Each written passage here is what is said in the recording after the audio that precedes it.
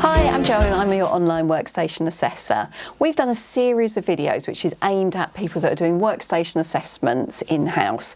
Now the idea is it could be a while since you've done an assessment and you're desperately trying to remember as you're going through the assessment as to how do I do this, how do I do that? So what we've done is we've created lots of little bite-sized chunks for you so that you can dip in and out as you need the refresher.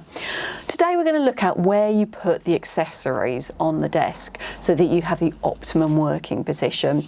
Yes, I know it's a cardboard monitor, but we've got a plastic screen in our showroom and it looks terrible on the camera. So what I've done is I've coordinated my cardigan with the screen for you. For this video, I've asked Lucy, who's one of our account managers, to give me a hand just to show you what the right and the wrong positions are.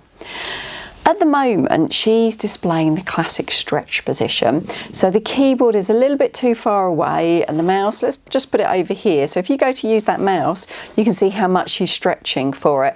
Can you see how much Lucy's back is coming away from the back of the chair? Now, this is really normal, particularly if people use paperwork or a notepad. They tend to put it in front of the screen, in front of the keyboard, and then make notes on it. But you're stretching the whole time, so it's putting more strain onto the upper back area. So if you ever hear someone complaining, going, oh God, I'm really achy at the end of the day, have a look where their keyboard and their mouse are. So what the correct position is you just want to move the keyboard much closer to you, and again have the mouse tucked in nice and close.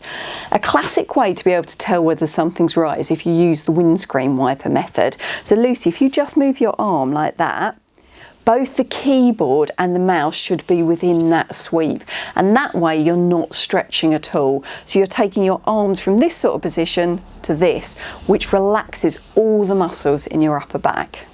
If you found this useful, don't forget to like the video and actually subscribe to the channel, because that will tell you when the next video is available.